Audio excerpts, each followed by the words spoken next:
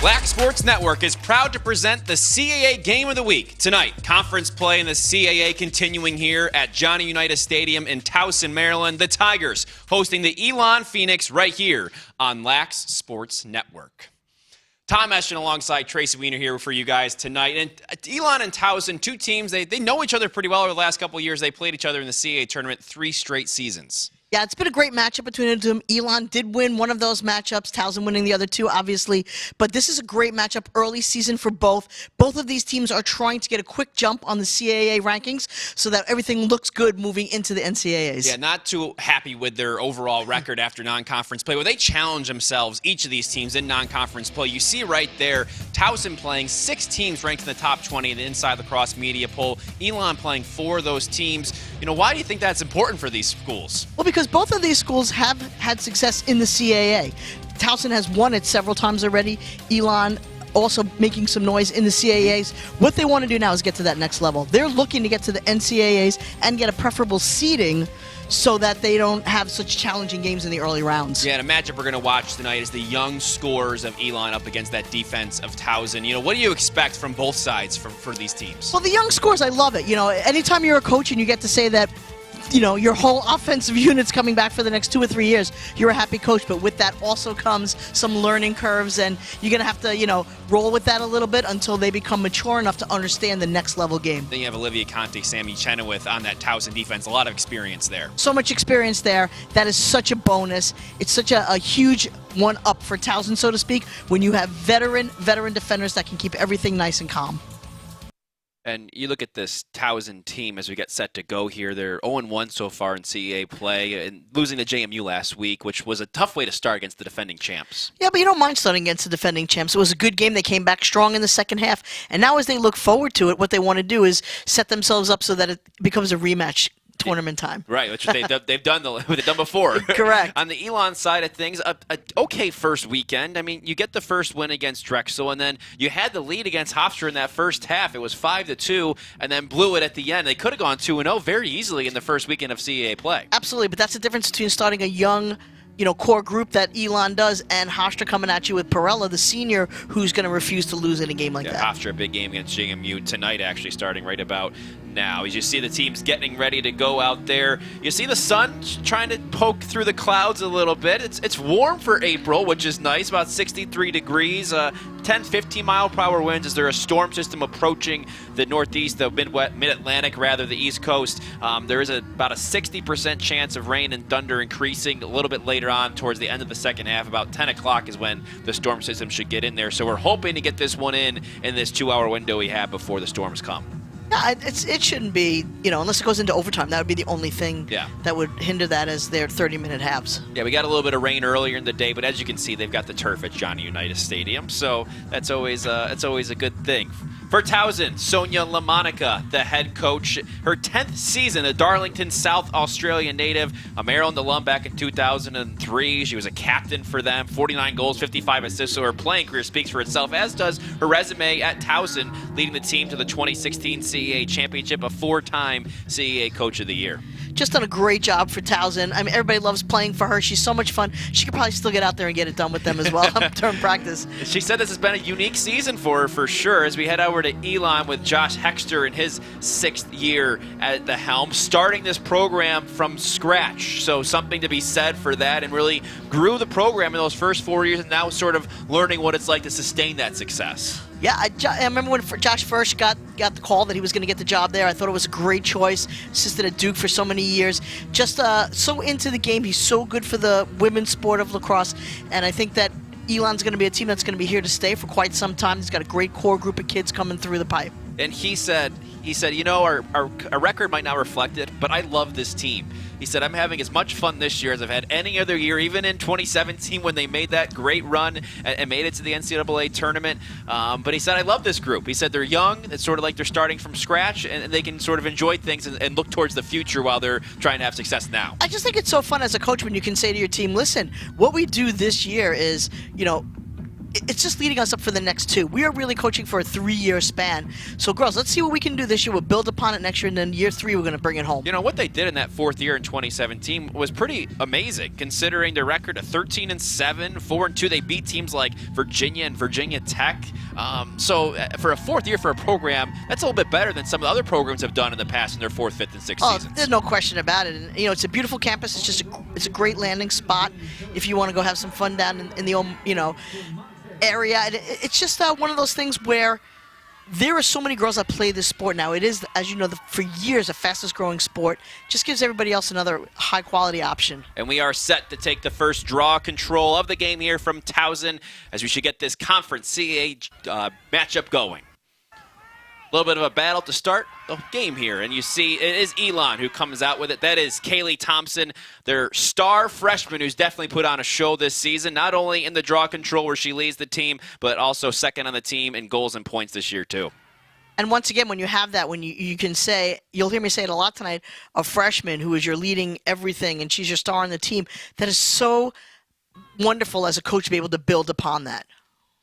And you see Elon sort of getting things settled a little bit. They've got on to some good starts this year, just haven't been able to sustain that through the second half, as you saw in that game against Hofstra last weekend. And sometimes the hardest thing to teach is how to win. You see a dodge right there by McGlynn, looking like she's deterred, though, by that Towson defense. It looks like it's going to be Deltuva right now matched up on her in the midfield. She had an open lane there. What I had to do on that is shoot a lefty. Get yourself a good left-handed shot and send it home. And again, so what happens here, you're talking about a young team, is a potential goal-scoring opportunity now turns into a turnover and Towson ball. Big part of that was Sammy Chenoweth as Towson gets moving in transition, something they've wanted to do more. We talked to Coach Sonia LaMonica earlier in the week. She said we have to do better in transition and just keeping our offense moving. It's gotten a little too stagnant against that JMU team. It's easy to get stagnant against JMU. They really bring it. Talking about the defending national champions. A lot of action so far, a little up and down to begin this game. Well, what you want to do in your first possession, make sure everybody gets a touch, everybody gets comfortable and into the game. See for Towson's moving it around just a bit. Going to look to see the Solomonte matchup. I mean, she's their go-to. Want to be her a little bit more aggressive than she has been this season. Obviously, she's been good all year long, but even more aggressive and taking more of that leadership role. She does lead the team still in goals and points.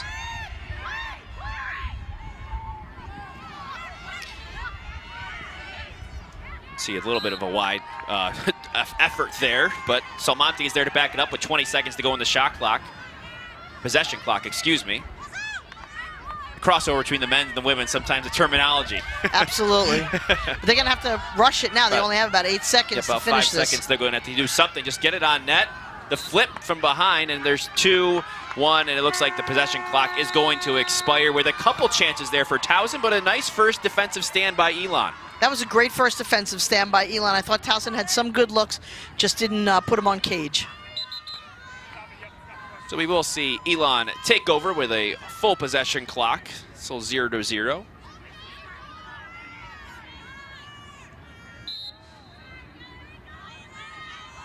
As a young team, what are you looking to do on offense? Where are you trying to find holes and sort of get into the flow here with a bunch of young freshmen and sophomores, it seems like, that are What you scoring? want to give them is high percentage opportunities to build their confidence. You don't want them to have to create too much. That's a nice spin move and a nice pass there.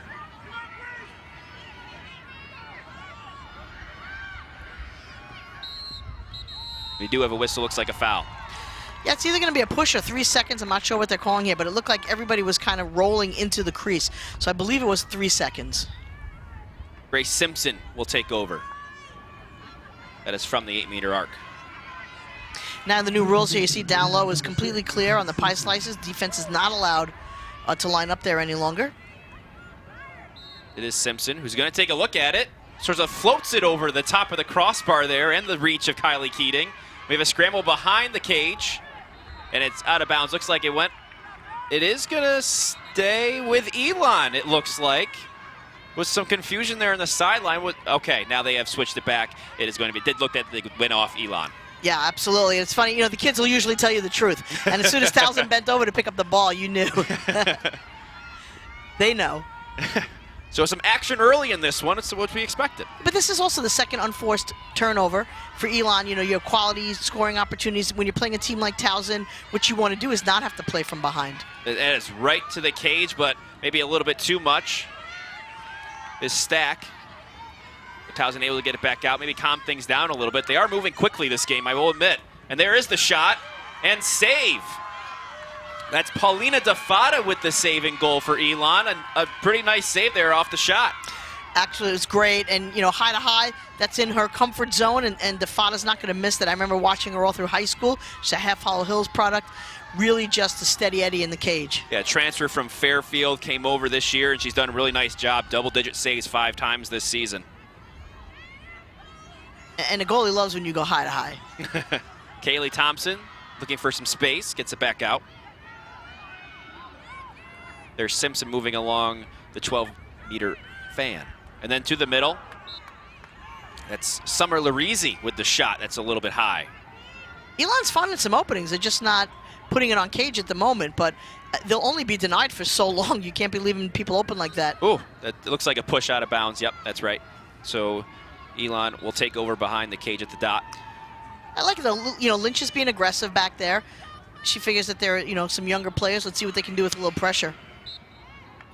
You have seen Elon be aggressive so far, and it's kind of what you got nice about the youth. They're just going to do their thing. There is Thompson going low. Once again, another save by Keating. A nice one on the low shot. That was a really nice save by Keating on that. I thought once she went low, they might have an opportunity to get in there, but she just kicked it out of the way. Something to watch with these teams, you know, that have struggled at times is something in the clearing game, that, you know, the turnovers, things like that, and who can do a little bit better job. Yeah, both teams are not wanting to give up, you know, transition, so they are already settled in their defensive play. So the ride isn't very pressure-filled. Towson will get things settled at X behind the cage. There is Solmonti doing her work from there. There's Caitlin Thornton. Once again at attack along with her sister Carrie this afternoon. This evening, I think it's good to call it nighttime at this point of the day, right? I'd like to have seen Thornton re-attack on that when her defender lost her footing. That's Annie Sachs, who did not play against JMU. We'll get to see her back out there and healthy, but does get it well taken away from her, trying to acclimate back into that offense after missing some time. That was a good non-call by the officials, too. You trying to squeeze through 3 or 4 defenders, you are going to self-check. Elon looking to push, now settling down.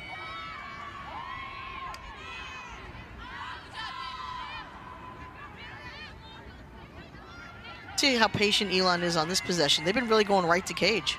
There is Thompson trying to find some space, but you can tell that Towson definitely has their eye on her, but like we had maybe a shooting space there.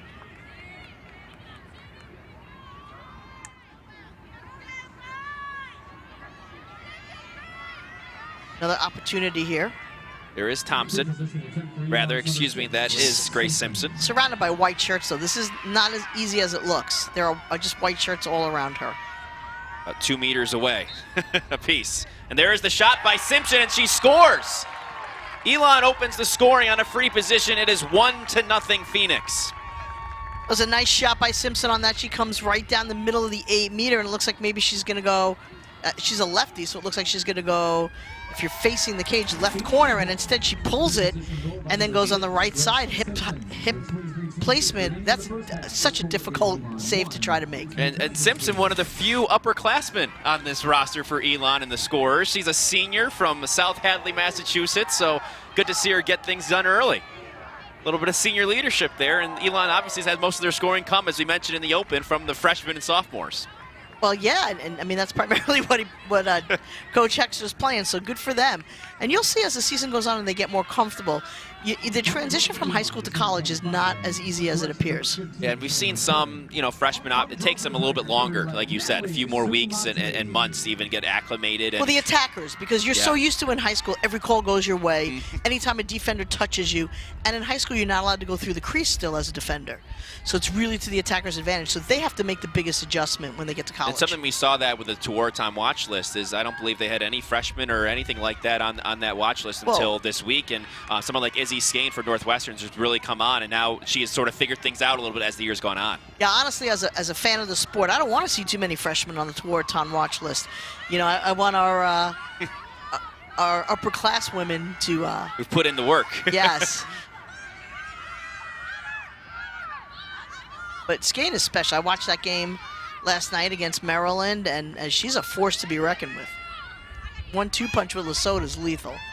Northwestern going to be dangerous despite that loss to Maryland, who obviously we know is dangerous as well. You don't have to tell us about that. There is Salmonte looking to find some space. And she does get her defender to the ground and then turns and fires. Just a little wide. She had the opportunity there. Shannon Horan down. I think Salmonte made that decision late, though, to go for that shot. I don't think she realized her defender fell. There is Sachs working from X. Someone they're really happy to have back in the lineup. She can facilitate a little bit more. A transfer, actually. Looking over the middle. That's a tough pass, tough catch. Yeah, Sachs was transferred from Robert Morris last year. In the Pittsburgh area. Yeah. Towson looking for some cutters over the middle. Now at 15 on the shot clock, so they got to get something off here quick.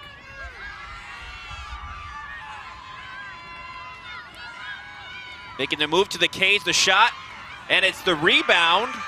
Nicely done there by Carrie Thornton, who sort of bounced right back into her stick and scored as the shot clock was winding down. It's Thornton, the freshman, tying the game at 1. You'll see on this play, the goalie actually pops up to save, and Thornton picks it up out of the air before it falls back into her stick. The initial shot comes off by Sachs, and right there where it pops up in the air, picks it and slams it home. That was incredible hand-eye coordination. Love it. Because it looked like a pretty decent save from Defada at first, but it looked like she normally would pop it up and just catch it in her stick. Yeah, there. I wonder if Thornton said anything to her. Like, I remember that play when we were in high school. Come on, they played against each other. The 7th goal this season for Thornton out of Long Island, and Ward Melville down there on the island in New York. CAA Rookie of the Week back against Yale, and Thornton has really come on, and they moved her up from midfield to attack just last week against JMU, and just looking for some more pop out of there. They love her skill set as a dodger and a shooter. They just want her to improve going to the cage and be more aggressive, and I think we've seen that the last couple games out of her. She is a scorer. I mean, that's what she does. That's the whole definition of attack, is to, you know, put the ball in the cage. And anytime a coach gives an attacker a green light and says, light, you know, go to town, you just get so excited. Right. You want to go. It's a little bit of back and forth action here. We're almost 10 minutes in. Tom Ash and Tracy Wiener along with you here at Johnny Unitas Stadium. A little CAA Game of the Week action here on LAC Sports Network today.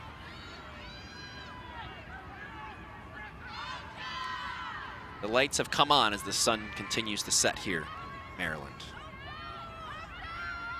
Here's Simpson orchestrating from the top.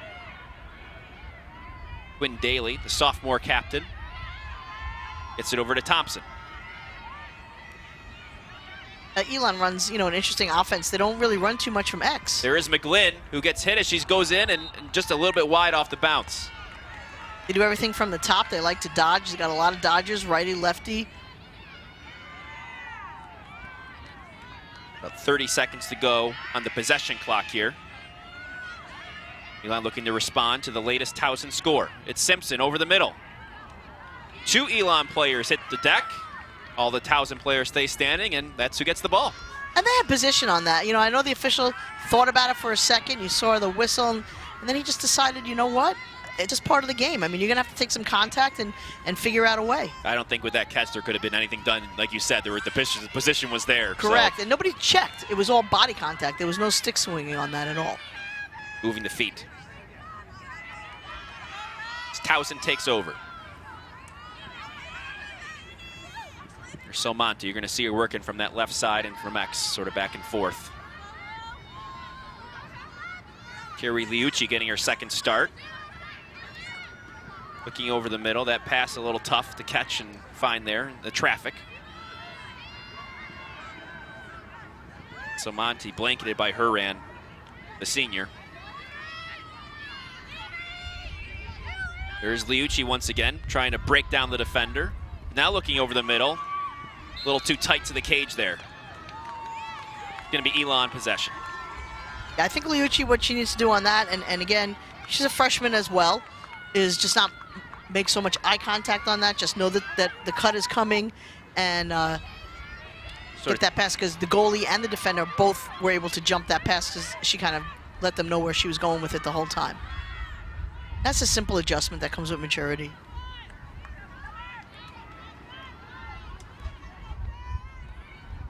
(1-1) here with a little less than 20 minutes to go.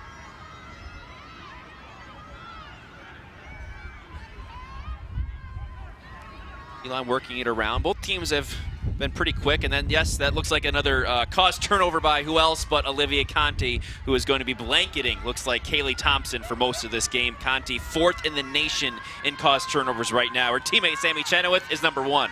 That was great, though. I mean, what just standing her ground, forcing the attacker to make a move, and the ball pops out of her stick, and Conti's right there to pick it up. It's one thing to cause a turnover. It's another thing to gain possession off of it. Complete the play, as we call it.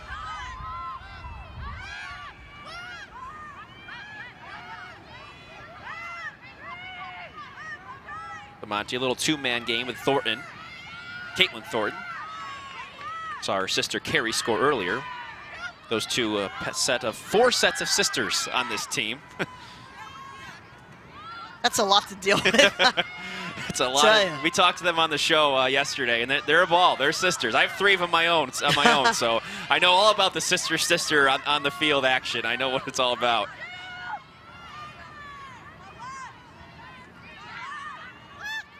Over the middle, another nice save by DeFada. You might have thought that was easy. It's not as easy as it looks with all the bodies in front of you, but DeFada made it look easy. Well, thank you very much, Travis, and welcome in a new audience who was watching William & Mary and Delaware. William & Mary winning 12-11 in overtime. What a game that was out there. Bella Martiri with the game-winning goal. Tom Eschen and Tracy Wiener with you guys for Elon and Towson in our second game of our doubleheader tonight in our CAA game of the week. As you can see, 1-1. We're about 13 minutes into this one. It's been a close game so far. A lot of action, a lot of shots going in, and these teams have been pretty aggressive so far, Tracy. They have been going to goal a lot. You just want to see some higher percentage shots. What we're doing right now on this is a lot of dodging. You know, both these teams are setting it up where they're going into the one-on-one dodges and letting their girls try to create something. As they get more comfortable and the game goes on, I think you'll see a little more passing and moving on the offensive end. You're going to see Elon take over here after the foul. Haley Thompson from the top, right side. A little bit of a skip pass there over to McGlynn. 30 seconds on the shot clock right now. A little bit too aggressive there from Conti. See, McGlynn's going to get it on the 12-meter fan, it looks like. Right, anytime, I mean, you're allowed to make some body contact, but anytime the officials see the elbows locked out, it's always going to be a call. This is McGlynn who's going to take over. She leads the team in scoring. 20 seconds on the possession clock. There is Kaylee Thompson going hard to the cage and shooting. It's wide. And yes, it looks like Towson does win the race. They will take over possession there. A nice hustle by Chenoweth, who just does it all for this team. Does, and you know, a nice shot. I didn't think she was going to be able to get that off, but just again, we're talking about higher percentage shots. That's the angle that she got pushed to. It made it very, very difficult. See Towson moving it over the midline pretty fast, but maybe a little too quickly there. That's a nice knockdown by Cammie Lynch, but Towson does recover. There is Conti. It's almost a fast break going the other way. Somonti. Excuse me. That is Annie Sachs. Usually used to seeing Somonti on that side. I'd like to see them set something up for Somonti, though. She's just such a powerful player for them. Senior does lead the team in goals, and there she is working her way throughout the right side and back to X. Marked up by Shannon Horan. Looks like that's going to be their mark for the game. From the top, that's Carrie Thornton. Getting it to Leochi. About 10 seconds to go now on the possession clock. They're going to have to make something happen. Finding Conti coming out of the box. And it looks like they're going to call, looks like an offside. Conti arguing her case. Right, what they're saying is that when she crossed, the player did not replace fast enough. Like she tried, though. Trying to get aggressive at the end of the possession clock. She tried. She's been a little more aggressive on the other on the attacking side of the field so far. Conti looks like maybe that might have been a point of emphasis this week from Sonia LaMonica. They said they were working more in their transition this week and sort of focusing on that and keeping that working. What you want to do is try to catch a team off guard, and they'll be looking for that now. But I like the creativity of it. When you have an athlete like Conti, and who's so good, and she's been so good for so long, and the CAA preseason, co-preseason player of the year, you're going to want to use her, I think, in more than one way. You Absolutely. know? Use her athleticism to the best of their ability. Thompson falls, spins, goes low, and a nice save by Keating. A nice move by Thompson, but Keating, too good. Keating's so quick with her feet. That's the second save she's made with her feet. In the couple saves thus far that have been pretty nice. Towson forcing it over. Hannah Hobbs getting it over that time. They'll settle in. And both of these teams are using a lot of the shot clock as well. You know, the defenses right now are dominating in this game. 57th in the country is Towson, and 65th. Those both get up just about 12 goals a game. And some rain has started to fall. We knew it was possibly coming. We've looked at the radar. I have been at least looking at it all night, and a little concerned at some point, but Sure. they trust us. At least there's no thunder just yet. We knew the rain was in the area. You can play with rain. You can Sure. play with rain. There's the shot and the goal. Tough shot there from Annie Sachs, who scores to give Towson a 2-1 lead. I tell you, that shot was perfectly placed.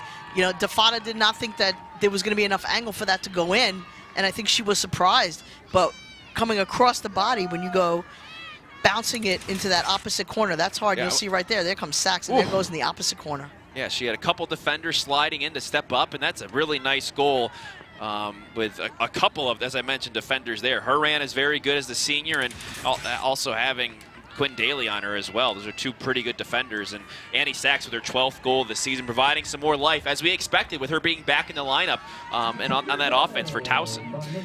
Well, as soon as her hands were free, she wasn't nervous, you know, to let it fly. And that's the thing about an attacker. And sometimes you watch some of the shots and people scratch their heads and wonder, oh, God, why is she shooting that? Why is she doing that? Because that's what attackers do. She surprised me a little bit. Shoot when they're hot and they shoot when they're not. Shoot to get hot. Just keep shooting. That's something they needed, I think, against JMU a little bit more. They were always within striking distance, but never get over the top. Just Sachs. I mean, the transfer from Robert Morris last year. When she was at Robert Morris in 2017, 51 goals, 27 assists. NEC midfielder rookie of the year, first team all NEC. A big thing about her transition here to Towson is just sort of not knowing that she's can't be that number one option all the time. She's got to work along with Salmonti and Thornton in the offense and finding her spot. And it'll open up for her when she embraces that. It looks like she has. She's been pretty aggressive so far this year in this game and coming back. And there is another shot from Sachs. That's a little high, and Elon wins that battle. The transition, it was tough to get anybody behind there for Towson. And as you are explaining, you know, her mentality, I wouldn't, as a coach, although you do want your attackers to shoot, to me that was a forced shot on a huge play where you just went up 2-1. What you need to do is have a solid possession on that and make sure you take a high percentage shot. I'm not saying that you're guaranteed to score, but you really want a nice high percentage shot. You want to back up that goal you just scored. You have the lead 2-1 now. You want to sort of settle in and find another good shot to add to that lead instead of. And although there was somebody behind there, she wasn't at the angle of the ball was, and it's the person closest to the ball when it goes out of bounds, not just the person on the end line. Ashley Dugan gets it into the offensive zone for Elon.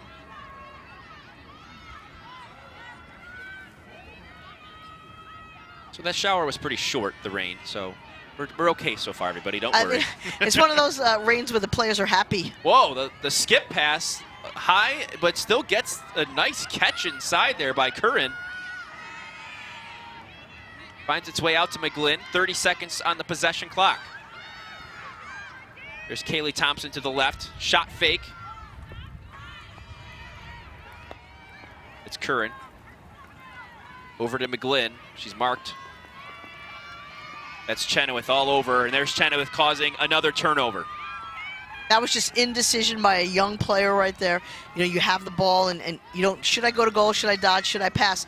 And then what happens is McGlynn kind of gets caught up in the space. The defense sensed that, and when you have a veteran defense that does it, they just close in on you. Chenoweth, midseason first-team All-American for a Without reason. a doubt. I mean, that's tough person Knew to she go had against. her on the ropes, you know. Yeah. But yet another turnover by Towson here. So it goes back over to Elon. 2-1 here in the first, 11 minutes to go. Tom Eschen, Tracy Wiener here with you.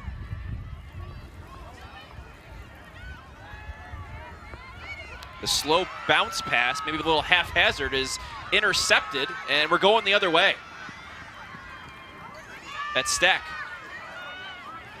To Thornton, that's Carey. Driving in and finding on the doorstep is Liucci, who's stopped by DeFada as the rain starts coming down a lot harder. The ball's on the ground, and scooping it and scoring somehow is Towson. That's Natalie Solmonti amidst all of that. That went back to her field hockey days if she played. That looked like, that was just a scramble. And again, what happens on those kind of plays is just that senior that always has a sense for the ball is going to find it. And you'll see right here, Liucci has it. Looks for the shot, takes a shot. Nice save by DeFada. Now the ball, now it's a scramble. And it gets scooped over by Liucci. What a nice play on that. So Monty finding the ball and sort of, like you said, it had a field hockey feel to it as she sort of scooted it along the ground, and the rain starts coming down, and now we have Towson with a 3-1 lead. You can see you can physically see the rain. That's Right. how you know it's.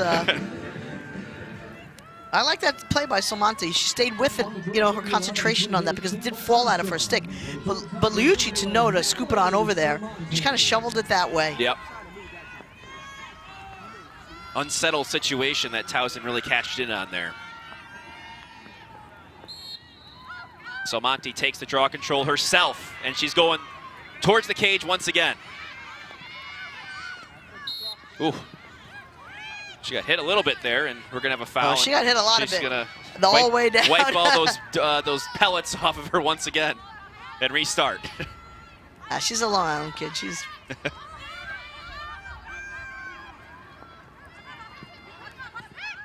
Stack, who looking over the middle. Tough catch.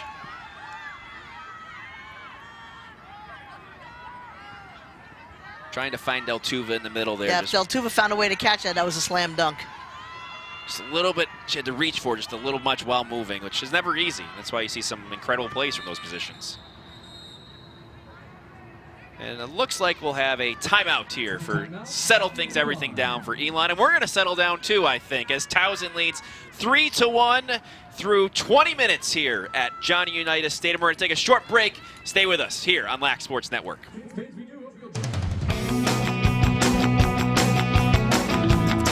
What's going on, everybody? Travis Eldridge back here inside the studio. Time for this week's Player of the Year watch, and this week we've got our eyes on Boston College's Kenzie Kent. Part of a vicious Big Three for the Eagles, Kent has been an integral part of the Eagles' unbeaten season so far. This past weekend against number 12 Duke, she was stellar once again. Kent scored 3 goals, dished out 5 assists, leading the way for BC with 8 points on the day.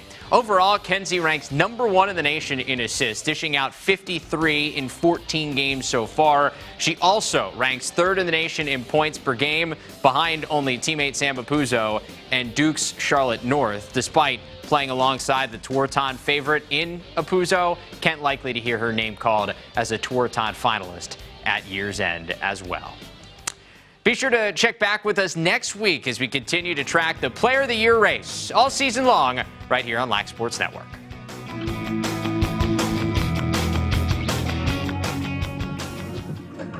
Thank you so much, Travis. Back here at Johnny Unitas Stadium. The rain has stopped a little bit, and we talked about all of the sisters. So we thought we would detail that a little bit as we have a little bit of time here as the timeout expires. And there's Caitlin Thornton and Carrie Thornton. Those are both starting on attack. And here's the picture they had, because actually there's 2 sets of brothers on the men's team. There's Molly Lynch and Meg Lynch, Hannah Hobbs, Madison Hobbs, and Carrie and Nicole Leochi, and you can see them all. And I put in a tweet, I said they lead the nation in siblings. Well, they absolutely do. I mean, it's got to make for some fun times at practice, I'm going to tell you that. And so many of them have played together, in high school as well, right? Some of them are from the same teams. Yeah, six of the 8 on the women's team all went to Ward Melville, and they're all sort of the same age, which is incredible. Interesting, right? I don't know how many times that happens. I mean, I coach high school team. I have 4 sets of sisters right now on the team, and it just makes for very, very interesting practices sometimes. Yeah, the Liuccis are twins, and I think Sonia LaMonica said, sometimes it's hard to tell them apart, and similar numbers. You get that a lot, and even when they're on two opposite ends of the field, it's pretty cool. It is. It's really neat, and it's talk about familiarity, though. Yeah, definitely has an impact in a program. We do. One of the twins on my team are they're twins as well, and one is a little midfielder, and her sister's our goalie, one of our goalies. Oh, there is the shot. That's by Summer Larice. A little high. So we always have competition in practice. See who gets like the extra croissant at dinner, I'm sure it doesn't end at the field, at the very least. It doesn't. Those conversations never end. The ball does get through there to Keating, who knocks it away. And when you talk about a young team like we were talking about Elon, coming out of the timeout, you're down 3-1. What you need to do there is, again, make sure that you take care of the ball. And, they had possession. They were doing what they needed to do, and then all of a sudden it just got a little wild. Correct. And a little frantic. And they just need to clean that up as they mature. Towson playing some good defense thus far, though, only on the 1 goal now, about 21 and a half minutes. Well, that's what we were talking about. When you have a young attack and a veteran defense, they'll make plays like that happen. Here's Salmonti looking over the middle, trying to find her cutters. They move their way through and will reset.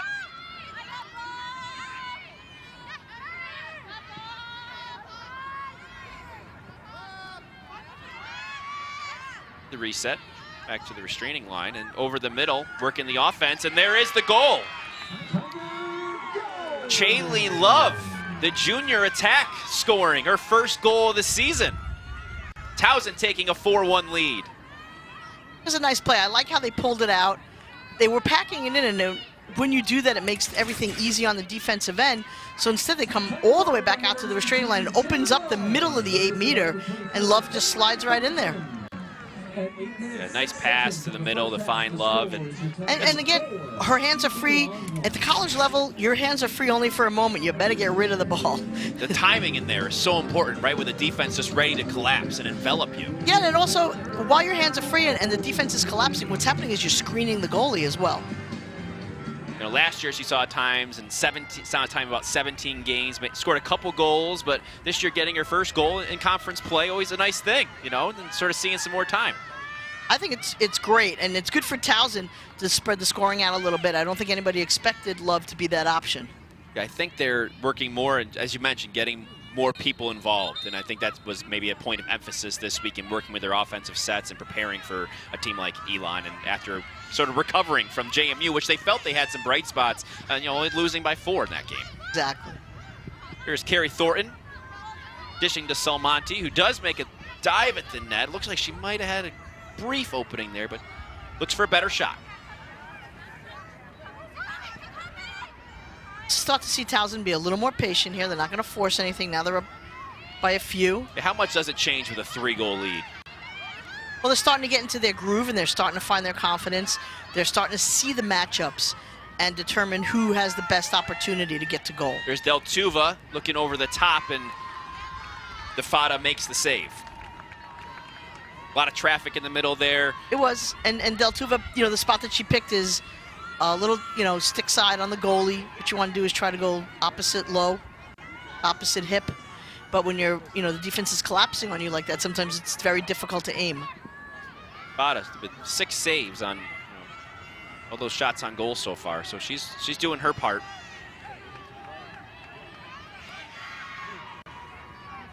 Elon takes over, looking to cut that lead to 2. It's a very important possession right here for Elon. You make a nice defensive stand, goalie makes a save, no problems in transition. Now you need to bury it. There is Conti causing yet another turnover. But the ground ball is scooped up there by Elon. That's some nice play by Grace Simpson to get in there and get after it, and with amongst a lot of white shirts. She'll take over on the right side, on the right hash. Now, Conti's a big presence up there, and they have her up top, and it's really hard just to get through her. So aggressive, but her body position is so good. Here is Simpson. Looks like it might be a tough one, but she does take the shot and does go wide. And smart play by Towson with the backup there, and sort of a little sneaky, I guess, we want to say. It is. There was an Elon girl back there, but you're used to nobody being back there with you. They sneak somebody behind and aggressive. Connolly just makes a beeline for the end line and wins that ball. And Connolly's someone who does the little things for Towson. You just saw it there. A little bit of a ride here in the meantime. But Connolly, she's been a reserve for a while, and now as a starter, as a senior, just one of those program-type people that have worked their way up and earned that time, I guess I want to say. Exactly, and she had some good players before her. There's Conti looking to Salmonti. Nice defensive play there by Elon. Conti's going to get it out and reset things a little bit. She goes back to the defensive side of the field. But like we said, we have seen her more on the offensive side in transition at the very least. And there is the shot by Thornton. Bounces off the Fada's stick. Another scrum forward in front. I think that bounced off her stick and the pipe. And we're gonna roll on here. Towson picks up the ground ball. Salmonte, her transition has been, she's had some good players in front of her. We talk about the teams the girls that graduated or whatever. I was just texting with two of the former players, Caitlin Montalbano, Alyssa Farrow, watching the game this evening. They're big Towson alumni. There's a good dodge there. Carrie Thornton showing her speed. Towson on a 5-goal run. It's 5-1. Thornton just gets her hands free on that one, and she's not going to miss in a 1v1, and makes it look easy almost. You'll see she dodges with the left, pulls it to her strong side, and blows right by her defender, and then it's just a matter of, is her power going to be faster than Defada's hands on that? Yeah, the way she got to the cage there was really impressive. She's just a freshman, don't forget. Her second goal of the day so far. But I liked her recognition of seeing that there was no second slide, and once she knew that she had gotten past her defender, right, she was going right to goal. She had a couple opportunities in that JMU game right in front of the cage, and she missed them. She could have scored, and she didn't. I think maybe you're seeing some of that frustration come out a little bit today. Well, yeah, but I would imagine that they break down film. I'd imagine they talk about it, and part of the progression of the game is to understand the situations and how you can handle them better when they're not working out in your favor. All these girls should be students of the game. 5 minutes to go here in the first. Towson up 5-1, raining about as hard as it has all evening at this point. We knew the weather was going to be iffy coming in, but you can play through the rain. And it's warm enough, 63 degrees out, so we're doing okay. The rain doesn't bother anybody. Especially when it's 63 and not 43. It's a little different. Yeah, rain in April is a little different than that slushy stuff in February that shuts down the state of Maryland for like 4 days because they're not used to it. When you get up into the central New York hotbed and you're still going to school with 6 inches of snow, that's nothing. That's when that's a dusting up there. Those Syracuse athletes are tough. They sure are.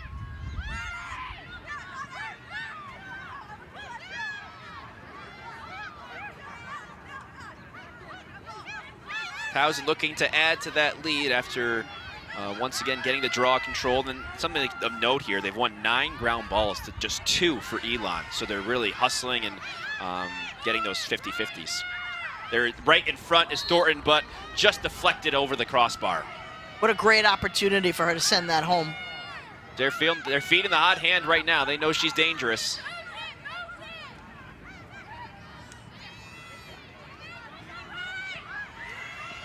Coming from X to the middle. Nice catch in front, and score is Hannah Hobbs. Really nicely done, using her length to shoot and score is Hobbs. Towson going up 6-1. And it's really balanced scoring is what I like what Towson is doing. They're looking at the matchups again. You talk about Samanti, but she's going to have the toughest matchup tonight.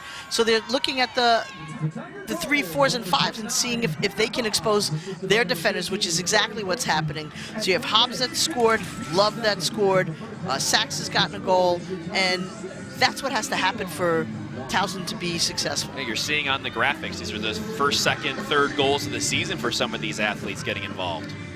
That was Hobbs' second goal of the season. She made a tough catch on that, too. It's a tough catch and a nice finish. Another one of those Ward Melville High School graduates. Absolutely. There's so many of them. That's why they call it a hotbed, Tracy. They do. Long Island, my hotbed.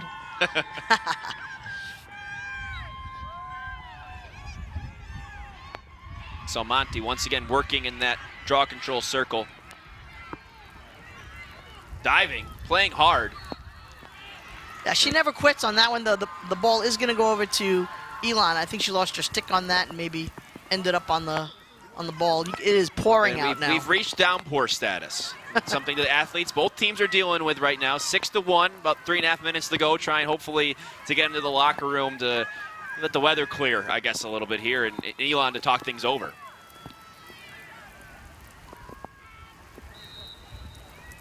Get a restart here. Yeah, Elon needs to score here to kind of stop the run that Towson's been on. Yeah, after Elon scored that first goal of the game, they have not scored again.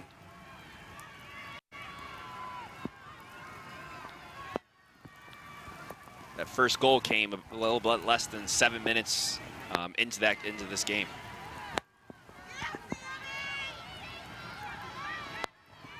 Here's McGlynn. She leads them in scoring, but haven't heard from her thus far. It's hard to get in there. You see the double team pressure on the ball, and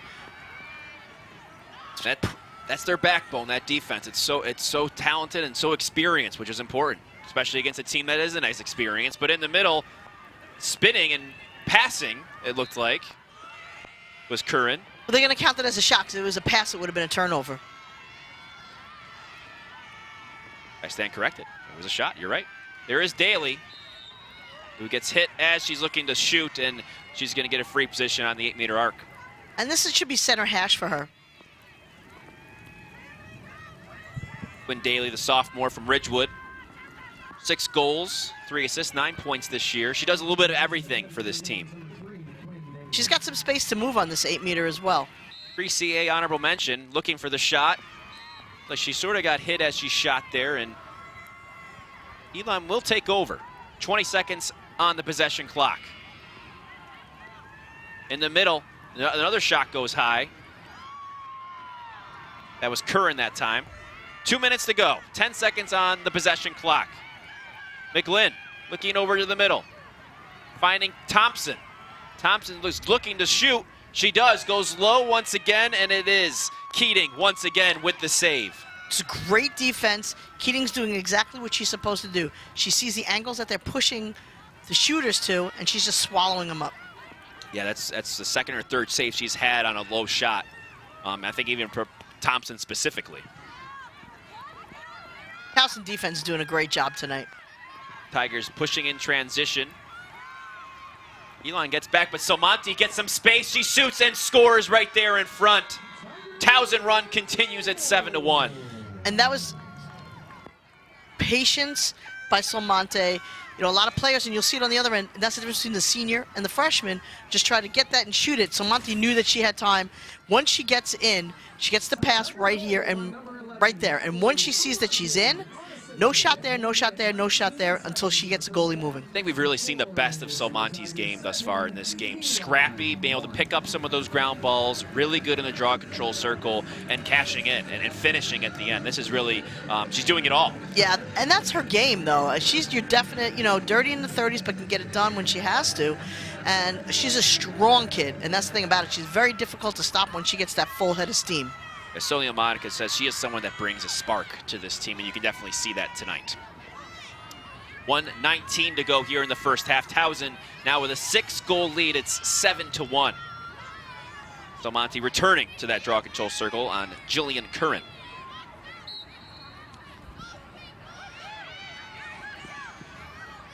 Hustle there by Elon, but it's Salmonte. There she is again in transition on the break. There is Towson. There is the goal. It is good from Shelby Stack, the junior out of West Hill High School in Syracuse, New York. Towson takes an 8-1 lead. That is how you run a fast break, ladies and gentlemen. Right off the draw. Did not miss a step. Great pass from Salmonte. And then Stack just goes right here, not having to break her stride. See the little hands in there? You'll be watching Elon tonight when they doesn't bring that back to a checkable position. And again, that's just a junior understanding that in tight space, you can't bring it back for the power shot because you are going to get checked from behind. You see yet another goal scorer here for Towson, too. We've seen that things spread around really nicely. Such a momentum builder for Towson as some of these goals are coming in the last 2 minutes of the half. They're really pushing even more in transition. They're not satisfied at all with this lead. It seems like they are trying to make a statement.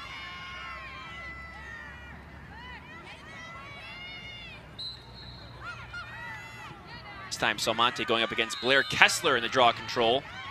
And it's going to be Towson who wins out after the foul. They still have another minute. They can definitely score again without an...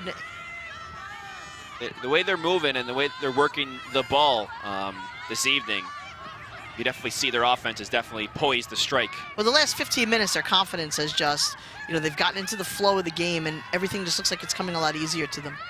They've scored a couple different ways when it's been unsettled in transition, but also they've done a pretty good job in the set offense as well. 30 seconds to go here in the first half. 8-1 Towson looking to add to that lead. Restoring over the middle. Salmonte a little high. About 15 seconds to go. Time is winding.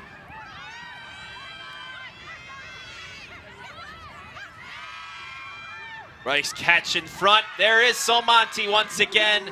Towson takes a 9-1 lead.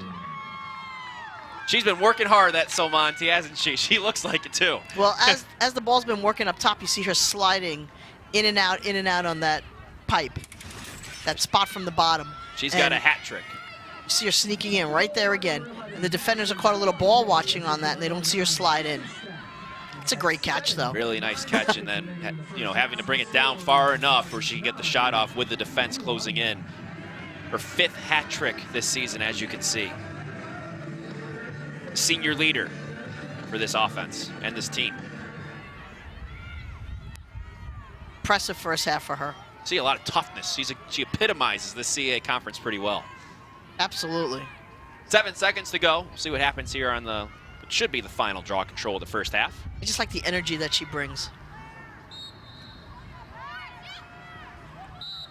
Tangle of the stick, and it's going to go Towson's way as time expires here in the first half. Natalie Salmonte, a hat trick as Towson goes on a 9-goal run after getting the Elon scoring the first goal of the game. It was interesting because everybody was just kind of getting into it, and then before you knew it, Towson was on a tear. And once they started, there was no stopping, no pulling them back. It went from 1-1 halfway through the first half to now it's 9-1 at the break. Maybe one of the most impressive 15-minute increments of Towson's season thus far. So our score at the half at Johnny Unitas Stadium, 9-1, the Tigers leading the Phoenix. We'll be back in a few minutes for the second half. But first, an update on the night in college lacrosse. We send you back to the LSN Broadcast Center.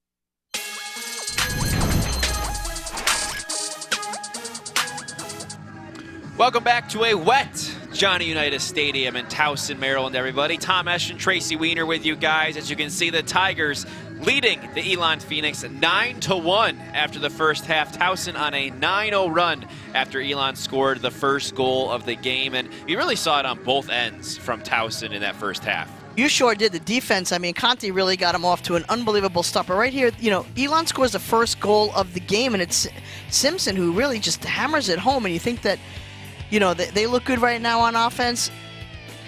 DeFada's playing well. And then this little play right there just kind of epitomized what happened after Towson just went on a blue-collar type of run where they were getting 50-50 ground balls, fighting for everything, getting even the lucky plays were going their way. Every bounce seemed to start, and then they got into the flow. And when you watch everything that they did now, they were patient. Solamonte sneaks right in there from down low, buries it home.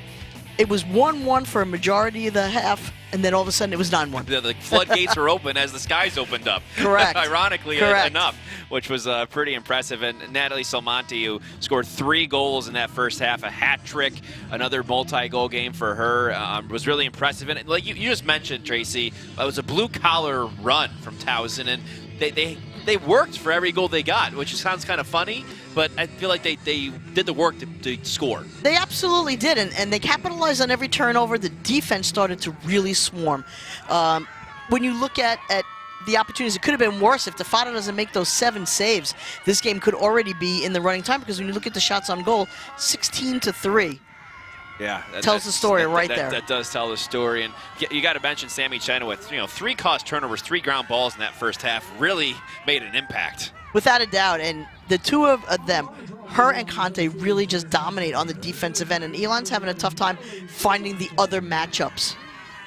Yeah, they have that youth. They have those freshmen and sophomores on the offensive end for Elon, and it's clear that the experience right now is the one that's winning out, and we'll see how that goes in the second half. As we've begun with another Salmonte win at the draw control, with Thornton now looking to start the offense and start the second half.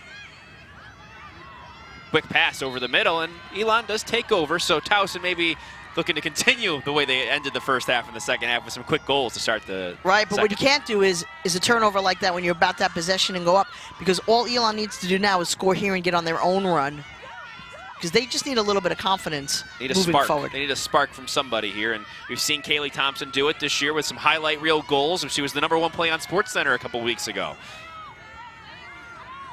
So they have that in their bag of tricks. We'll see if they can bring anything out. Let's see if they make any adjustments. There is the drive to the cage. Just taking it herself is Mae McGlynn, and just a little bit too much. Too much Towson in there. There was a lot of Towson, and again, it's still a good save by Keating. I mean, she gets the shot off, and Keating just stands her ground and makes it look easy.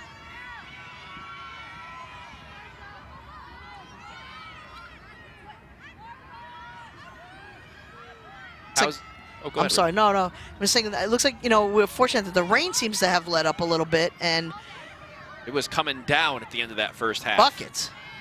And it kind of felt like that's the way the run was going. The weather really mirrored what was going on in the half. Sure enough did, without a doubt. There's the dodge from Thornton, and slowed down as she gets to the crease as she loses it. What I did notice on a lot of those goals from Towson was a lot of ball movement and finding the open players and being patient. What's not going to work at the college level is those one-on-one dodges into the middle of the 8-meter where everybody's swarming. So Elon takes over once again. Elon at 1-1 in CAA play thus far this season. They beat Drexel, lost to Hofstra. Playing more like the second half against Hofstra than the first in this game. Looking to hopefully play the first half and reverse it all. There is the shot, just a little bit wide by Summer Larice. Larice had a nice play on that, great positioning, and had open, just missed the cage. A good look at it, yeah. Elon staying aggressive. Just looking for some better shots. Nice catch there by McGlynn. There's Curran. She does go to the cage, and It looks like it just got caught up there in the back of the net. Couldn't really tell Well, at first. Shelby Stack makes a great back check. And what we were talking about before, when you're that close to the cage, you have to go little hands. As soon as you bring it back for the power shot, there's always going to be somebody chasing you at the college level. Yeah, she sort of lost it and had a bad angle as well. Conti's going to get called there. Elon will take over. A little bit of sloppy play, for the lack of a better term, to start the second half. They tried to fast break it with Conti just to make the connection. Elon looking to clean things up. And Towson doesn't want to get sloppy. Now that you're in conference play, what you want to do is put a team like this away. Don't let them... Dodging is Thompson. She gets hit, or she falls, rather. And Keating is there. Keating makes another great save, making all the saves that she's supposed to. But for Towson, you're in the CAA now. You're going to get into, you've already played the top seed in JMU. Now you're going to start working your way through the rest of the conference. What you want to do is learn how to, when you have the separation, how to put teams away, which they pretty much do. Sachs was looking over the middle. A little unsettled here. It was really nicely done there by Daly. She had a lot of different players around her and he kept it close and drew the foul. So you're a midfielder in this game. You better be in the best shape of your life. Because they must run, what do you think, 4 miles a game? Just about. It's a lot of steps if you got those watches on or the pedometers. I'm watching it right now. Whatever. There you go, my Fitbit. There is the cause turnover, though, and Towson is off and running. Liucci taking it on her own, but a nice save there by DeFada. Liucci was sort of on her own and she was. Just went for it. And the pace of this game is starting to change. Now the midfielders are like, wait a minute, I just got down here. Back and forth, back and forth, back and forth. And you're going to see depth come into be a factor now as we head into these weeks of CAA play with those Friday, Sunday games for a lot of these teams. Right. This is the first time Towson's going to do it when they go up against William and Mary on Sunday. So you got to think about that. They have one game to game plan tomorrow. And the weather hasn't broke yet either. It's going to go from being 65 degrees out to 80. Pretty quickly. Towson takes a timeout. I think Sonia LaMonica really wanted to talk things over. Just calm it all down and stop, the sloppy play.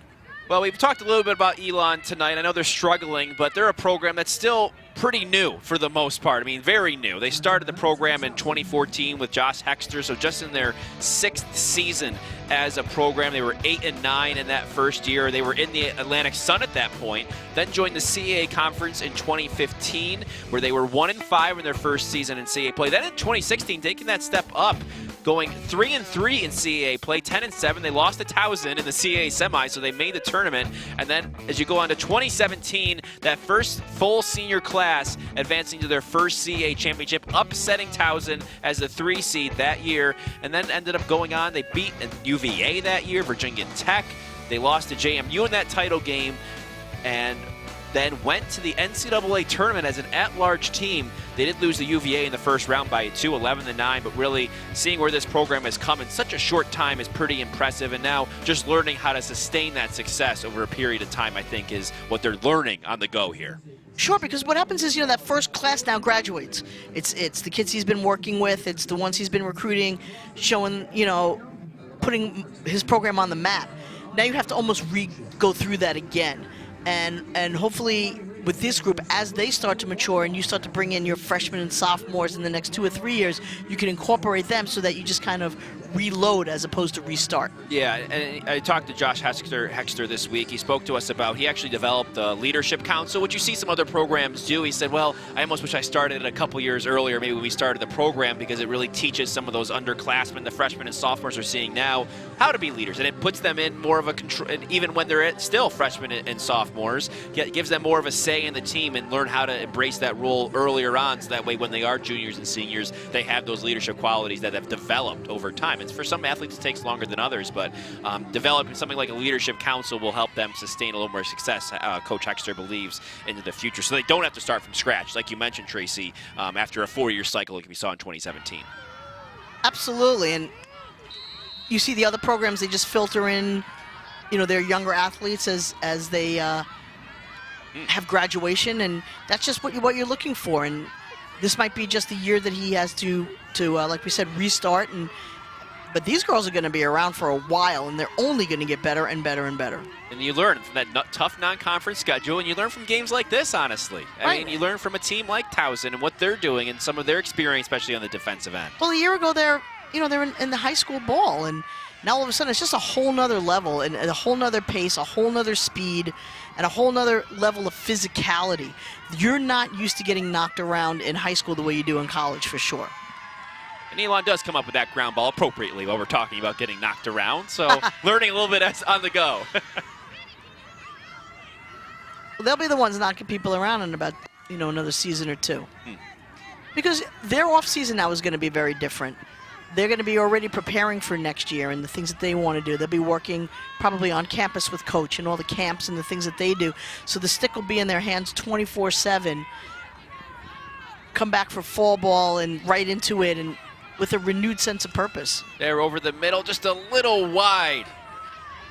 Cammie Lynch looking for the goal to break the seal in the second half. Grace Simpson from behind the cage, and there is a caused turnover once again by that Towson defense. And yes, Chenoweth's fourth caused turnover of the game. You just can't test her. No, that was such great defense right there, and so legal. You could look at it and say, she's got the reputation, so they're not going to call her. No, that was absolutely textbook defense. And as Towson takes the ball here, someone that we should mention earlier this week, we saw the release from the Tigers, Sarah Willard, redshirt junior. She was named the captain for this team midway through the season. Someone who hasn't played, she's been hurt with knee injuries, but someone that Sonia LaMonica, I don't know what, she talks so highly of just the character she's had behind the scenes for this team and cheering everybody on, and really a testament to Willard as an athlete. It's so good for the program. It really shows where she came from, and Casanova, her coach, Caitlin Byrne, and everybody that's involved in that program too. To have someone that can't be on there participating on the field because of injuries or whatnot, but at the same time getting enough respect from both teammates and coaches to become a captain midway through the season. Well, because so many kids would just shut down and be so into themselves and their rehabilitation, and instead she's a consummate team player. Consummate team player. She's about the team and what she can do for the team instead of the other way around, which I think is so important. Here is Salmonte, who gets hit on the way to the cage. Yeah, they're stars, like the captains of Conti and Salmonte, but at the same time, maybe Willard is someone the players can relate to a little bit better, that don't play all the time or can talk to, because there's stars and there's people that are behind the scenes too that are important. Well, everybody, yeah, it's a team, and you're only as strong as your weakest link, as they say, but... It's Salmonte scores. 10-1, Towson. Unbelievable. That was just a great drive to the cage right there. Her fourth of the game. When you talk about a team, it's interesting because most rosters are... Let's look at this shot first before I finish my thought. So Monte gets in, she takes a great angle. See how she runs on the diagonal instead of straight ahead? When you run on the diagonal, what you're doing is you're blocking the girl that's coming from the top. So she's not in any type of checkable position. So smart. And tiptoeing the crease along the way. But what I say to my team all the time is, and on a college roster, I would say there's 25 to 30 girls. Well, you can only play 12. So more are sitting than playing.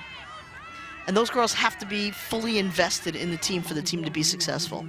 And that's something we've seen, and we talked about it a little bit last week too, with this Towson program. Despite having this rough start of 2-9 and really struggling through that non-conference schedule, something that Coach LaMonica repeated several times. She goes, the spirit of this team is impressive. And the fact that, we struggled in some of these games, but the sideline's still cheering it up. They're still so positive that that's really going to make a difference, she thinks, on the long road, and it's going to teach them a lot of lessons along the way. And we're seeing that today. It's 10-1. Yeah, you always have to work hard in this sport. And as good as you think you are, there's always another team that's better or another player that's working just as hard as you that you have to respect.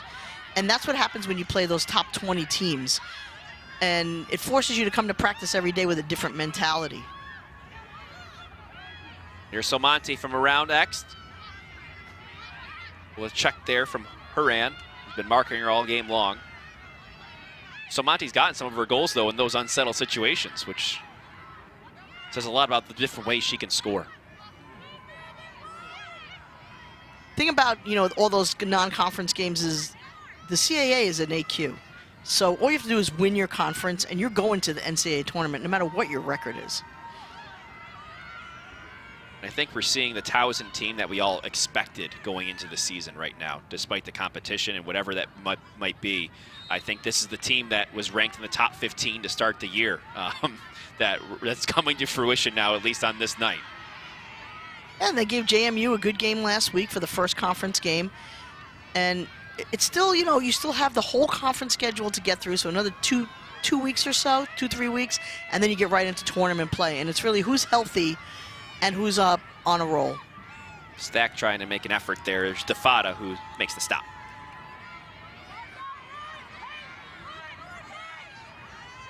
And, Towson has to turn around, like we said, in a couple of days. They play William & Mary team who beat Delaware in overtime tonight. So that was surprised a few people. Yeah, gutty performance by William & Mary. They were down early in that game. Correct. It kind of looked like Delaware was going to walk through that. Yep. And William & Mary was strong and came back and did it in overtime at home. It's always tough to play those resilient teams, the ones that never think the game is over. McGlynn hoping to think that now. She takes the free position in the middle. Leading scorer for Elon this year. So looking for her first. And she gets her first of the game. The sophomore from Skaneateles, New York. It's 10-2. Nice play. McGlynn does what she needs to do to finish that shot. And she is surrounded by Towson shirts. And still, make sure that she protects her stick on that one, and that's the difference. They were ready for her to bring it back to check it, and McGlynn never offered the stick. A sophomore showing that she has that year of experience under her belt. Coach Hexer saying she came back in the fall in great shape, but I think what says even more is that she came back after Christmas in great shape too. Yes. They're over the holidays. Things happen. You're with your family or doing whatever, and you can have too many pies or whatever you might eat on Christmas. Kielbasa. Well, in my family. So I mean, that Christmas break at the college is so much longer than high school. Absolutely. I mean, they're home a little bit after Thanksgiving until sometime in January. Right. So for her to come back stronger and ready to go when the lacrosse season starts very fast after the Christmas, after that break, I think is impressive from McGlynn and a sign of leadership for this team too. Everybody had to see that. Here's Salmonti once again dishing to Sachs, who finds the opening and scores. Sachs' second of the game. Towson responds quickly to make it 11-2. Sachs makes a great play on that. So Monty wins the draw clean, and then the fast break is in motion. I love Sachs' stick position on that, and I like the way she placed that shot. So you see right here, so Monty gets a full head of steam, gets into green space, looks over, sees, and watch Sachs, the head of her stick right there, perfect spot. Goalie has to make a decision as soon as Sachs sees where she's going, buries the shot. So Monty's now won 9 draw controls this evening. Another telling stat. Filling it up, as they say. So Monty also led the team with 3 goals against JMU, and Sachs, as we mentioned, didn't play against JMU, and we saw sort of that lull in the offense without her in it.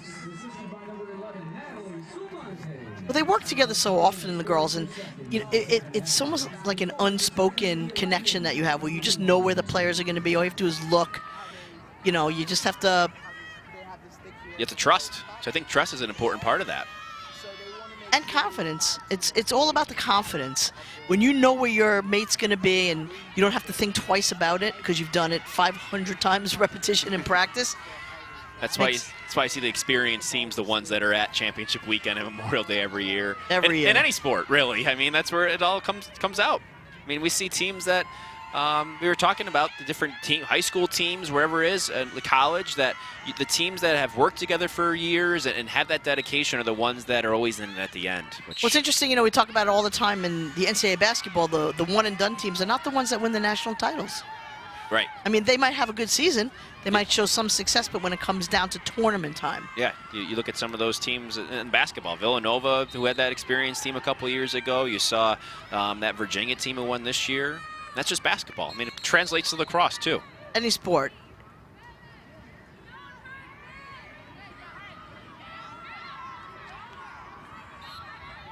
See, the whole Towson bench is still cheering, screaming. I love Elon. Excuse me.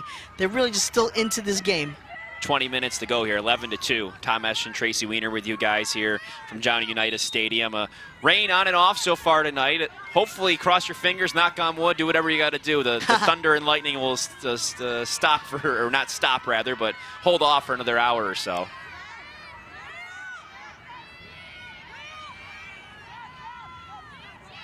Elon taking their time a little bit more and trying to get that nice shot to get back in the scoring column here. Well, because they don't want this to... That's going to be a yellow card on 11 for dangerous propelling. Defense had a position on that one. And what happens is Mackel really needs to protect the defender on that play. You just can't shoot into a defender that has position. Looked like she tried to go low with it, but still she had the defender right in her face. Can't shoot unless you have the lane. And that's, if you're not getting called for obstruction of shooting space as a defender, then the official's telling the shooter that they've established that spot. So Towson will go on the man-up advantage.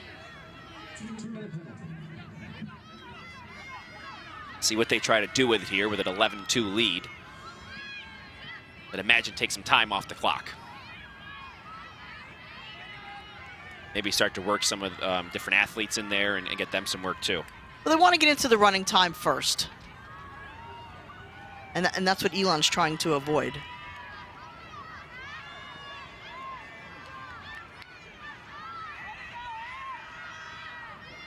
It's Gabby Biondi, who also came up to play some offense on the attack side last week. She's normally listed, at least, as a defender, and that's what she's been for most of the season. Interesting. I like that. Here's Salmonti getting some space and then turning away. Looked like she was fouled inside that 8-meter arc, so she'll get the free position. And it's going to be a good hash for Salmonte.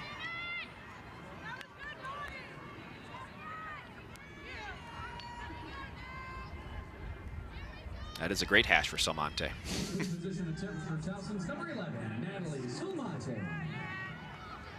She'll try to score her 5th of the night right here. It's Salmonte. Gets hit, goes off the crossbar, and then rebounded and put in. We're going to check and see. I'm not sure if they're going to give her the goal on this. The officials are going to talk about it. Shaylee Love is the one who got the rebound and scored. So Monty's looking around. She's like, well, we scored anyway, so why don't we just give Love the goal? Well, I think that they're going to give them the goal on that. I'm pretty sure that the goal is... It looks like they let the play on, is what looks like happened. And see Salmonte gets hit. Hits the pipe. Yeah, that looks like from the official who held that flag and then picked it up for the back of a better term. There's so much activity going on in there. I don't know how you make that determination of who the foul was even on. Okay, so they're not going to give her the goal. We just learned, obviously, as you can see. So Salmonte will get another free position, this time from the middle. She backs it off with a fresh possession clock in tow. It was very interesting turn of events there. Yes. I didn't think they would go through with the foul, but that's just me. I guess the foul occurred before the shot, so. There's Thornton trying to find the cage for the first time of the night. There's Salmonte through the middle, cutting, and once again, getting inside that little space around her head. It's the stick of And it's Elon. another yellow card. It's a yellow card, yep. So there's going to be a lot of space soon in the 8-meter. Well, Salmonte is just so quick, and Salmonte is so aggressive and fast. So you really have to, be able to match up with her. So it's going to be 7-on-5 right now in the defensive zone. I was just counting because now we have two penalties, 2 yellow cards. So Towson looking to cash in with a 9-goal lead, 11-2. A lot of talk happening on the field. We've sort of reached a little bit of a slow point in this game. Hit the brakes, as they say. Well, if Salmonte scores here, then things will speed up right back up as the clock will start to run throughout. Like I mentioned a few moments ago, Salmonte looking for her 5th goal of the night, and she shoots and scores. 12-2, Towson takes a 10-goal lead on Salmonte's 5th goal of the night. She has 6 points tonight. A season high in goals with those 5 for Salmonte. And if Salmonte gets on a tear, CAA needs to watch out because she can literally take over the entire CAA. She's that good.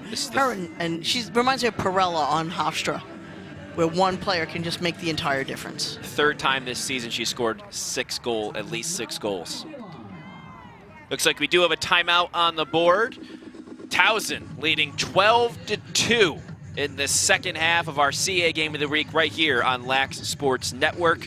Stay with us here from Johnny Unitas Stadium in Maryland.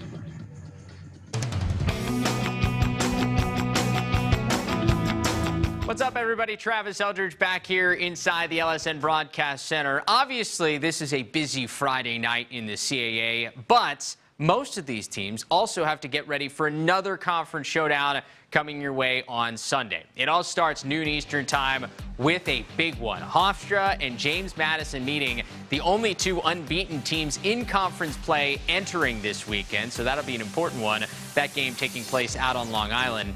After tonight's game at Towson, Elon heads home to face Delaware, and William & Mary heads to Maryland to visit the Tigers. All 3 of these games set for noon Eastern time on Sunday. And remember, our next CAA Women's Game of the Week coming your way next Friday night. Elon makes the trip to James Madison, 5 p.m. Eastern opening draw. You can see it here on LSN or on any LSN app.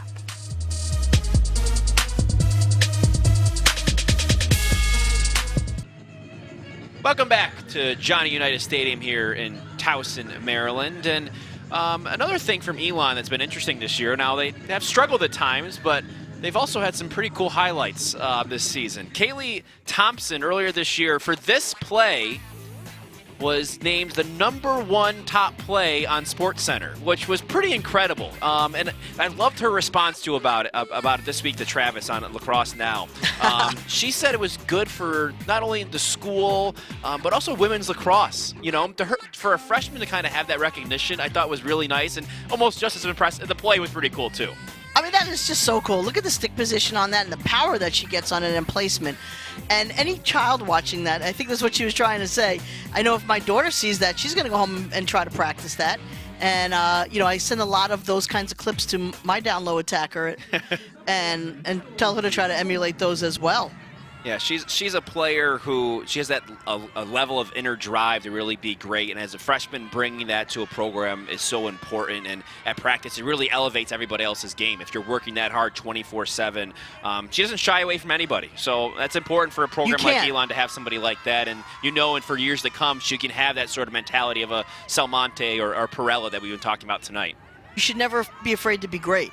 That's why you play club. That's why you're on your high school teams and playing, going to camps and doing clinics and watching film. So never be afraid to be great. Because those, like you mentioned, those camps and clubs, that can be intimidating. And if you get intimidated easily, it might not work out that well because you got to believe you're the best person on that field every time you walk out there. You can still be that person and everybody love you. You know, you look at the Sam Apuzos and the Kenzie Kents of the world and you watch them and how great they were in their heydays, and everybody just loves them. You know, I mean, they're in their heyday right now, so those two. But when you look at Zoe Stukenberg, for instance, or, the Taylor Cummings, Kayla Trainer, that whole group, everybody loved those girls.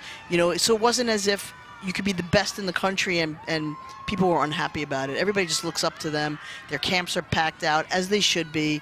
They're great role models for our sport. They're unbelievable athletes. Nobody works harder than those girls.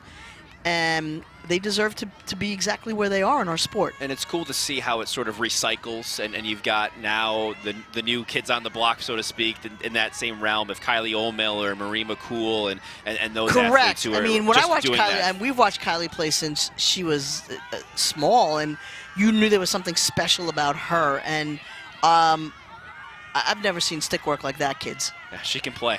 She can do it pretty well. But she's so good. If you ever go to one of her camps and one of her clinics, Kylie is so good with the kids. Oh, wow, a turnover there. Interesting, clear opportunity. Thwarted. Cammie Lynch getting inside, and we're going to take a couple seconds here to sort of settle down and figure Well, out you what's have one happening. official calling a foul and one official calling a charge, so they're going to talk it over. We're going to take one more look at this just to see what happened. Sort of an unsettled sequence, and Keating sort of threw it up there for grabs, and Lynch came down and got it, and that... What would you call there, Tracy? I'm not really sure. I would call offsetting on that, maybe a little bit of a push and a little bit of a charge into her, but I don't...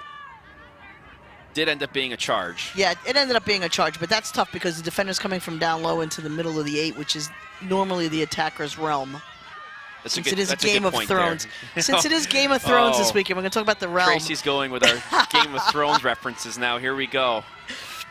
I've never seen it before. I'm sorry, everybody. It's okay. Daenerys will sit on the Iron Throne. Oh. Is it actually a game? That's all I want to know. Is it No. something I could commentate on?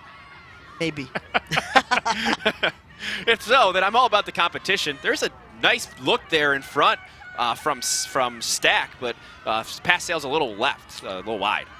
Yeah, I like that call that we were talking about, though. You know, it's so interesting because I am one that wants the defense to be able to play a little bit, but that one I just wasn't sure of, and even the officials were conflicting on that. I think you have to blow the whistle in that situation, and there is Caitlin Thornton getting her first of the game. Towson's lead increasing once again, 13-2. It's the sophomore from Stony Brook. Her 20th goal of the season. She's second on the team. So both Thornton sisters have scored thus far this evening. You know, I like the fact, though, that Caitlin, it comes like later in the game. It just shows you how balanced Towson's offense was this evening. Something I've noticed about Thornton and watching her this season is she is very patient, and I think she does a good job of sort of orchestrating that offense from the top, and you've seen that tonight. Her role is obviously, she has 31 points, so her role is obviously not just to score, but to assist as well. Assisted goals are so beautiful. I know everybody likes the 1v1s, but the assisted goals come with saving all the bruises and all the, you know, the marks on the attackers, because it's usually a ball passed into free space. Right. One of those bang-bang type plays. Right. Without the bang, without the bruises. Start your lacrosse Saturdays with LSN College Central on LAC Sports Network. Beginning at 11:30 a.m. Eastern every week, we'll get you ready for all the biggest games of the weekend from around the country. Don't let your game day begin without checking out LSN College Central, only on LAC Sports Network. Good show planned for Saturday morning with another big slate of action this weekend. It's so exciting right now. This is the best time of the year for lacrosse. I mean, every time of the year is good for lacrosse, but this is really fun where people are jockeying for position. They're in their conference matchups, and everybody's getting ready for the end of the season. And you see some fun matchups and upsets, too, from some of these conference games, you know, and some teams sort of show their true colors after the non-conference season, which makes it fun. And like you said, it makes it the fun time of year as we head down the stretch. Just a few more weeks left in April, and we're hitting the playoffs. Free position here for Elon. McGlynn turned away, and she'll get it out. I'm looking forward to Syracuse, North Carolina women. I know the men's game's going to be pretty good, but that women's game in Chapel Hill, two of the top 5 teams in the country, and really going to see, I think, like we said, true colors from teams. We've seen Syracuse battle teams like Maryland and Boston College to the end. I think that's going to be a good one. There is the goal. Elon. It's McGlynn this time, scoring her second of the game. McGlynn takes a great power drive, and really, there's a lot of stick swinging at her and a lot of contact. There was going to be a foul if she didn't score on that, but you'll see McGlynn right here is still dodging and trying to get through. That's on Olivia Conti, keep in mind, so that's one of the best defenders in the nation.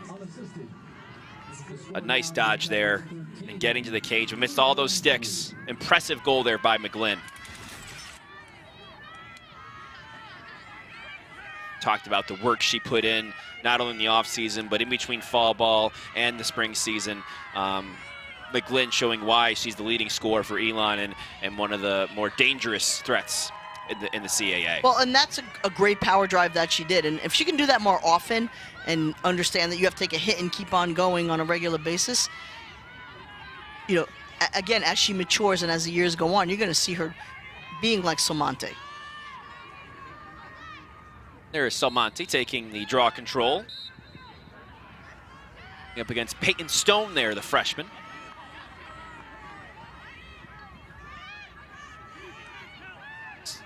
it'll be taken over by the Tigers once again. 13-3, Towson with that 10-goal lead, so the clock is running.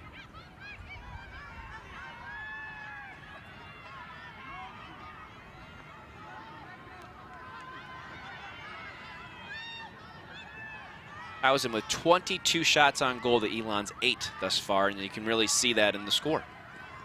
Might seem it's obvious, draw controls, and yeah. it's, you know, you have to have the ball, and draws are such a key indicator of who's going to win the game. So Monty working from her office over there and does get yet another goal.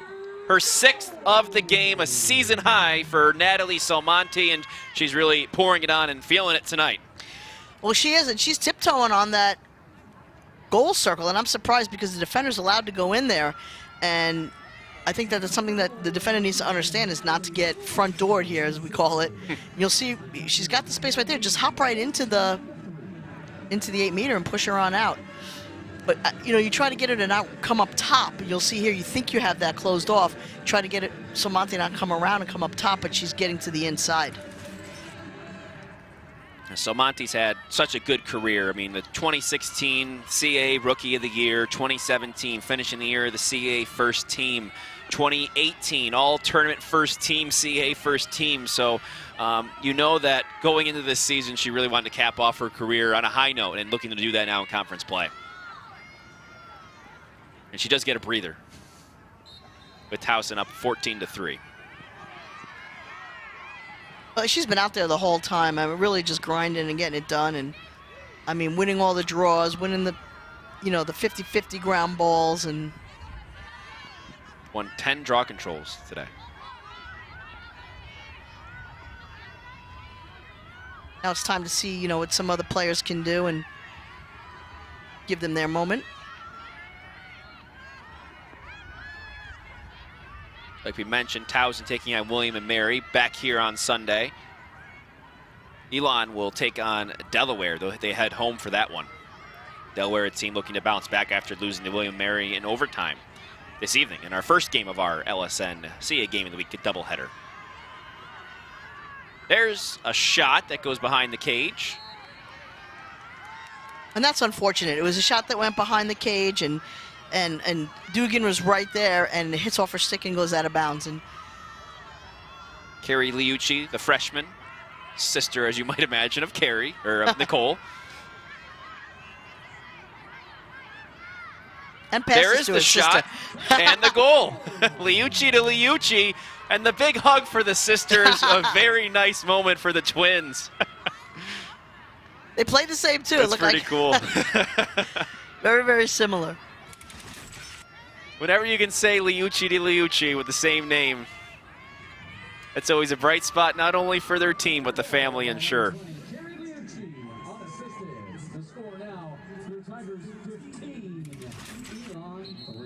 The hug was the best part. It was. They've probably done that a million times in high school. Right? I know. A couple more Ward Melville graduates from Stony Brook. You're saying that a lot. We do have a timeout on the field, as you saw there from Elon. I think with the clock running, I think he's just trying to pull his team back together and say to them, we know we need to dominate these last 7.5 minutes. Let's get out of this run in time. We got to win the draw. We got to, you know, and again, on that particular play, Dugan had an opportunity. Unfortunately, you know, it was just bad luck. Went off for sticking out of bounds. But those are things, if they can clean those up, that would have been get it right to your goalie. Let's get our offense, you know, going the other way. And something that they spoke about leading into this game was not being so outcome-based as a team, and that's kind of what they struggled with leads late in the game. Those little things, I think, are more of an emphasis now than they have been in the past for this program, and especially as they go through this season, too. Lacrosse Now is the only place you can get a complete roundup from the entire lacrosse world every night. Lacrosse happens 365 days a year. As you know, we've got pro leagues, college, fall ball, galore. We have you covered on every single day with news, highlights, and analysis you can't find anywhere else. Lacrosse Now, every night, 9 Eastern only, here on LAC Sports Network. So much lacrosse going on. Never ends. I love it. Well, now that you have the Premier Lacrosse League, along with Major League Lacrosse, the NLL National Lacrosse League, they're going to enter their playoffs in a few weeks here. Great to see the professional. Then, of course, on the women's side of things, with the WPLL growing a lot as well, and UWLX. I mean, you got a lot of leagues in the professionals to talk about, and then you go to the college game too, and it's always that's why we say 365 days a year. There's always something to talk about, even when you think there might not be. There always is. And I just think it's such a great opportunity in general, and the leaders of it have taken such a pride. You know, when I listen, like you said, Kylie O'Miller, Marie McCool, Taylor Cummings, all those, you know, when you talk about those young ladies and you listen to them speak about the sport, it's still with so much love, so much passion, so much energy and drive. And then you have the older group that comes in with, you know, I still see Dana Dobie out and about, the assistant coach at Loyola, promoting. It's just so encouraging. You know, I've been a part of the sport for almost 30 years, and to see where it started and where it is now is anything that we could have ever hoped for. With hopefully the Olympics on tap in here about 2028 if all goes well. You saw there in goal for Elon is Paige Brown, the freshman out of Wilton, Connecticut. She did make a start this year against Virginia Tech, had 12 saves in that one, so she'll take over for the last 8 minutes or so, a little less than 8 minutes of this one, with Towson leading 15-3 at this point.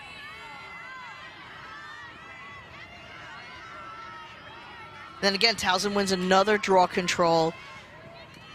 Such an important part of the game, and you really need to practice it every day. If you're a draw specialist, there's such a huge place for you. And the men realized that a long time ago. The women are starting to see that now. The way Towson's played tonight, and I know against Elon, who has struggled at points this season, do you think this is a team that can, you know, make a run, a top 2 seed in that CAA tournament, and then maybe even make a run back at JMU, considering they did only, it was 11-7, and it felt like it could have been a little closer? Do they look good enough tonight that they convince some people otherwise? They could be a 2 seed or a 3 seed going into the CAA tournament, which would be fine, and the winner of that would have to, I would assume, face JMU. And it's tough to beat the returning champion, but they are beatable. I'm not going to say that they're not. And again, the CAA, the only way, and I think that Towson knows this, the only way they're getting into the NCAA tournament is by winning the CAA tournament and getting the AQ. Yeah, I think at this point that's what they're banking on, and they talked so much about the clean slate of the conference season yet last week when they were taking on JMU, and they're going to see that now as they make their way to the rest of the CAA schedule over the next couple weeks. Well, because every day you're playing for your playoff life now. Every day's a playoff game. Every day is a playoff game. Every practice is preparing yourself for the tournament. Free position here for Elon to try to get a goal here. And yes, the shot, but there is Keating once again with the save. Keating still in there and making her name known. Anytime at this level of athletics, when you only give up 3 goals, your defense is playing stellar, and so is your goalie. Elon retains possession after the foul, and they'll work it around. Just trying to find a good shot. We talked about those little things that Coach Hexter's looking for in the team, especially in a moment like this. He's just trying to teach them the X's and O's, the maturity of the game. That was a nice catch. That was unbelievable. I thought for sure that was going in. It might have hit the pipe and then hit the back of Keating. I'm not sure, but holy cow. I thought that was upper corner. Yeah, Peyton Stone with the effort there. That was gorgeous, that shot. It looked like Keating did make a save on that somehow. Somehow Stone shot it, somehow Keating saved it. Well, the key to any championship run also is your goalie. They used to have Studhoff, I think, was their stellar goalie that graduated. That kid was unbelievable. And Keating's playing just as well this evening. Keating, her 3rd year. She was all CAA first team after last season, so one of the best goalies right now in the CAA, along with JMU's Molly Doherty. As we know, she's played with Team USA quite a bit, and now in the last few months here.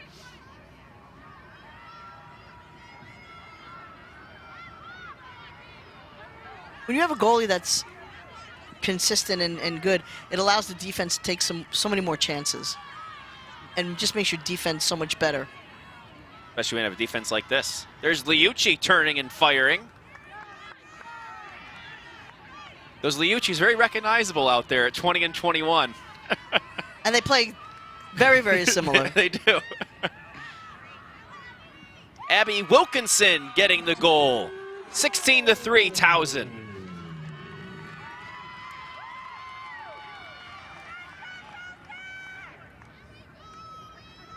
It's well set up play by Towson. They really worked the ball, a lot of touches, looked at the cage. Sophomore midfielder.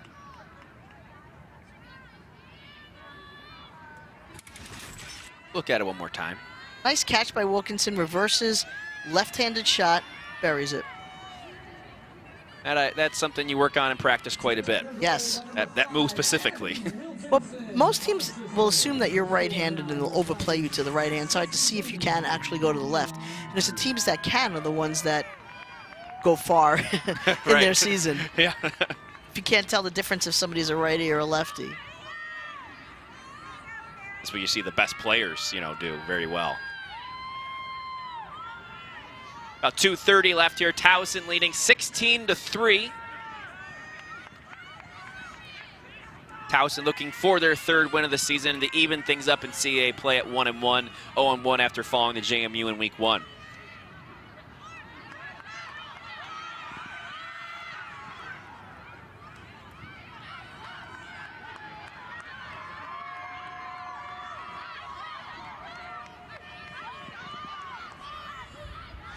Two minutes to go now.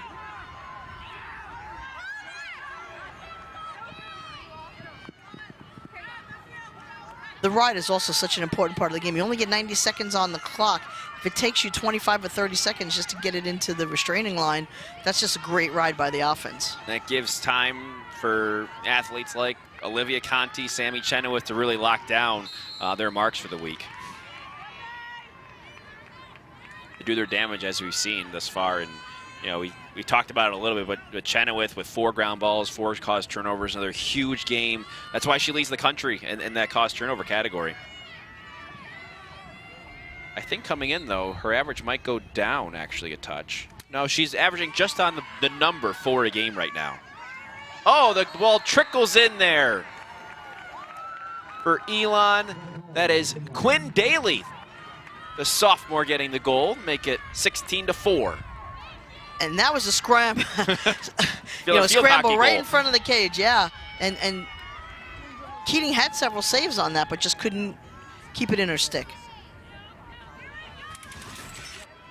Elon still fighting hard despite the score, and like we said, looking for those little things. Keating made the initial save we just saw there, and then the ball just on the ground as we watch it, and the field hockey goal, for lack of a better term. Flicked it in. Yep, sort of just putted it in even. It's appropriate with the big golf tournament going on in Augusta, Georgia this week. Is there a big golf tournament?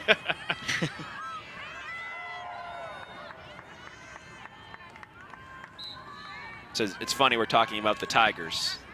It's a little ironic, isn't it? Yes, I'm not going to go all the way there, but you know what I'm saying. Yes. I hear you. I think you had a good day, Mr. Woods. Eldrick, Did. as he's called. The time ticks down, 16-4. Towson improving to 1-1 in CAA play. Elon falling to 1-2. Once again, our final score, 16-4. And it looks like Towson really making a statement this evening. It was an impressive win by Towson, without a doubt. And this is the kind of game that can catapult you through the rest of your season, where coaches will pull them in tomorrow and say, look, this was a great team win for us. We spread out the scoring. We did everything that we needed to do. Now we have to do this game in and game out. So Towson taking on William & Mary back here in Maryland on Sunday, and Elon is going to host Delaware. So they're going to go home and play a team that those two teams, Delaware beat William & Mary beat Delaware tonight in overtime. So that should be interesting for sure. We'll have to obviously keep you updated on all the rest of the CAA action as the weekend goes on.